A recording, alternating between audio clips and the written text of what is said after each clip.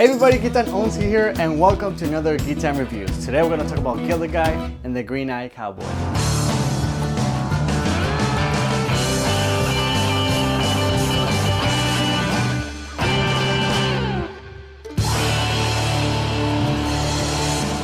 We're going to talk about the who, the how, what I like and what I didn't like about this animation. But before we start, I do want to warn you that this is a spoiler review. If you have not watched the animation, you can check it on the top link in the description. First, let's talk about the who. Michael Moy, aka Gildedguy, is a programmer, turned animator, turned streamer, turned all-around best girl. Gildedguy made his animation debut online with some sort of infomercial about what will eventually become a Fitbit, but no one really cares about that. His real first step in the animation world comes from Slush Invaders, a traditional 2D stick figure fighting animation based on his flatmates when he was still in college back in 2011. Fun fact, that animation was published on Newgrounds May 13, 2011, just 5 days before the Vegeta 2's Goku entered the animation scene. Congratulations. That animation made a big enough impact on the animation community and in himself that he's still doing it to this day. He created many one-off animations, but then he settled on his animation persona, Gildedguy. He now has 5 main animations in the Gildedguy storyline and many collab participations, and has even won a real Twitch animation competition with Gildedguy. Congratulations, Gildedguy! You are our grand prize winner. Legend says he bought many corn dogs with the money he won.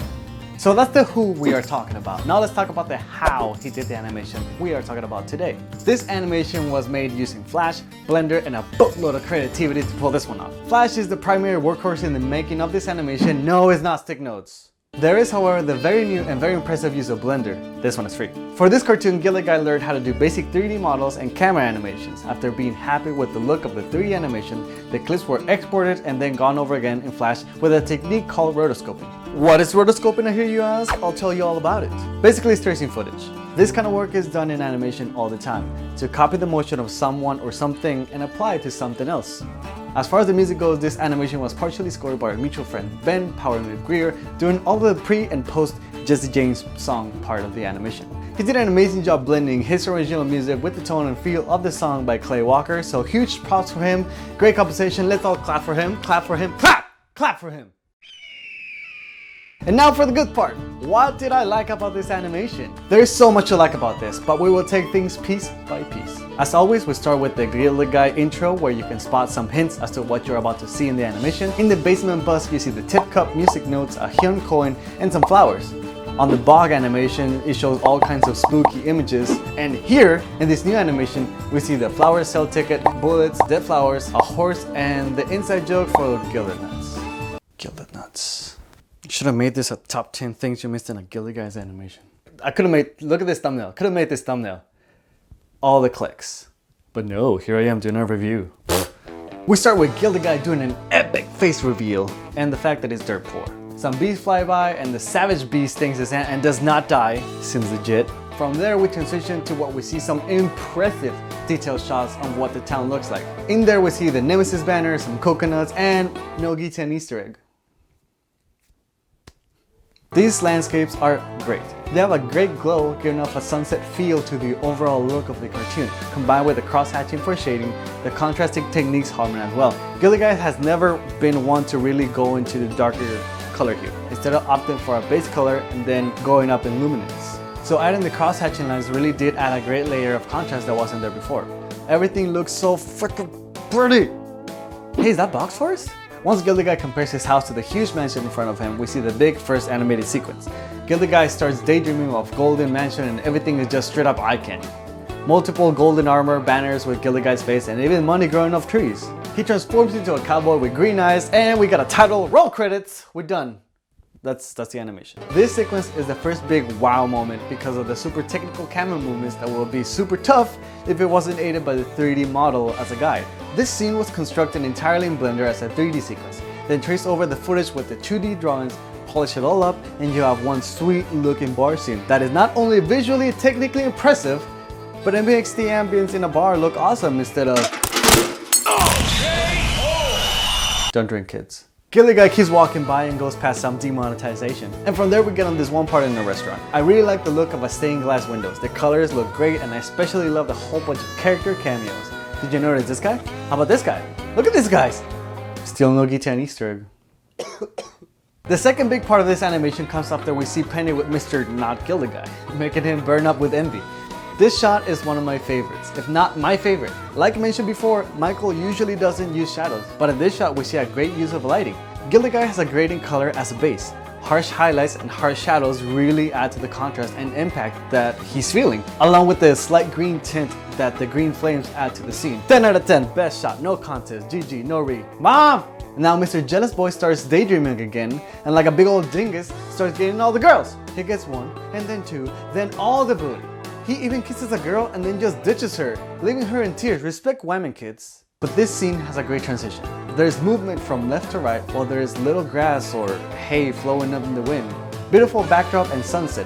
Hold up, she has her eyes open? Never trust a girl that kisses you with her eyes open. She wants your kidneys. We cut to Penny sitting all cute in her cowboy outfit happily while... Is that?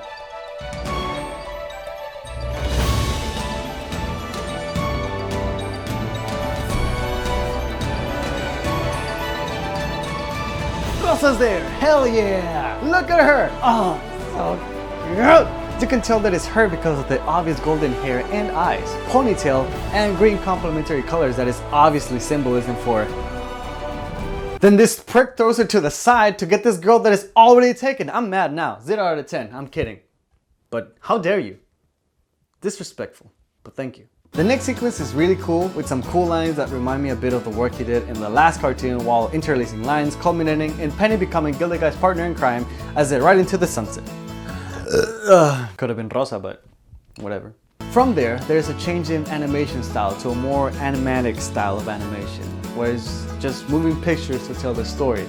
A cool break of pace and an amazing time saver if you're an animator. Also, his horse just dies. Look at him. I've seen the chat, boys. In this scene, we see everyone depicted in blue and Gildedguy in red, just so it's easy for us to pick him out of the crowd and give us that sense of a fish out of water, if you will. Everyone versus him. We see some more cameos with the likes of Hyun, Mars, Stone, Alpha, Shuriken, Da Frying Guy, Jom, and a bunch of other notable sticks. No Guitan Easter egg. Then comes the biggest surprise for me in this cartoon. Some classic 2D stick fight animation. Caught me by surprise. You can see my reaction, by the way. Link in the description. This is a good surprise. Later. This reminded me of the classic Xiao Xiao 3 feeling, where one stick took out an entire army of sticks by itself. This sequence culminates in Gildedguy fighting the 3 big bosses. We snap back to what's happening, and Gildedguy is about to give the stylus to the kid that follows him around everywhere.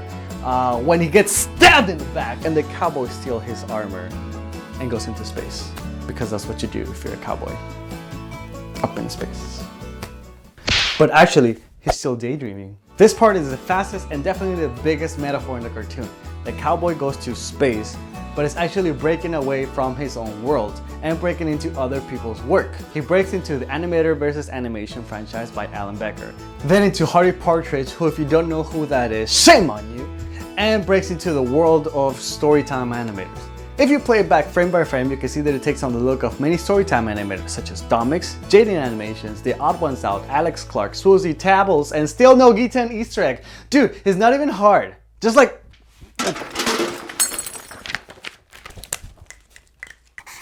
There. Hi, how are you? Easy. Just do it. Calm down, son. It's just a drawing. Gildedguy almost gets run over. Good. As he's daydreaming, but gets saved by the little kid. This transition is the cleanest and my personal favorite. So simple, but the match cut is perfect.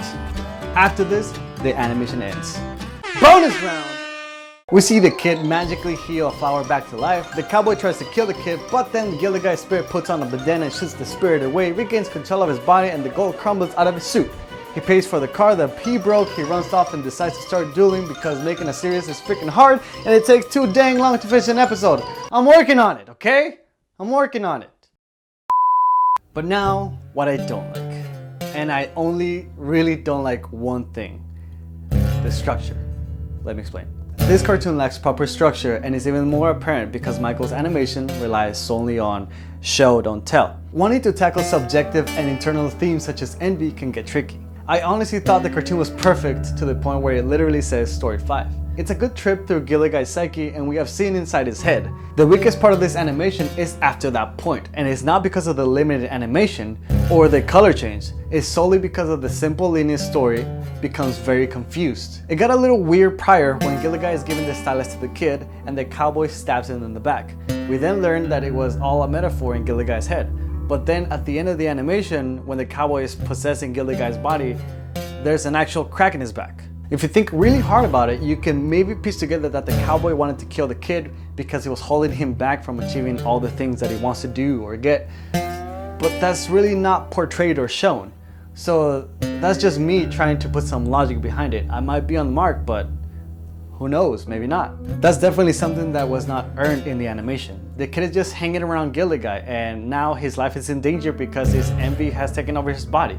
This is especially strange and confusing since the last animation was all about Gildedguy has such a strong will and mind. Overall, I feel that us as the audience feel dissatisfied with the ending because there's really no resolution. We start with the green-eyed cowboy taking over his body, and at the end he's still hanging around and is somehow visible to the kid. So we see Gildedguy go through physical change, but the envy still follows him around. There's no conclusion. It's a progression or a transition for Gildedguy to start doing fight animations, but because the conflict is internal and metaphorical, there's no clear resolution to this animation. We feel cheated or dissatisfied. What? I'm still confused. Does this mean Gildedguy is no more? I feel that this cartoon was very much a way for Michael to vent off his inner feelings, which is something that we all do in our animations. Venting the feelings of frustration and envy towards other people who have the things we want. Can't relate, bro. Can't relate. The music really complemented the visuals, and it was a super well orchestrated group effort to put this out to the people. It does lack that bit on the story beats, but that's something that can get better over time, just as his artwork and musically synchronized style of animation has been getting better over time. I give this animation 8 green-eyed cowboys out of 10. Beautiful visuals, great music, just lacking a little bit on that story part, and a 0 out of 10 Guitan likes because there's no Guitan Easter egg, and that just... So what do you think? Did you like the animation? Did you agree, disagree? Tell me in the comments below and let me know if there's anything else you would like me to review. Thank you so much for watching. If you want to see my live reaction, you can check it out in the I thing up here or in the description down below. If you can, please support me on Patreon. It helps, it makes it look legit like this. Look at this. Quality content. Thanks to the Patreons. Gonna roll them. Look at them. And if you can, and you want to, we got Stickman Can Fight merch. This shirt, we got hoodies, we got a pillow. Everyone wants that pillow for some reason. Get it. For you, it helps me out a lot. Thank you so much for watching this video, and like always, thanks. See ya. Adios.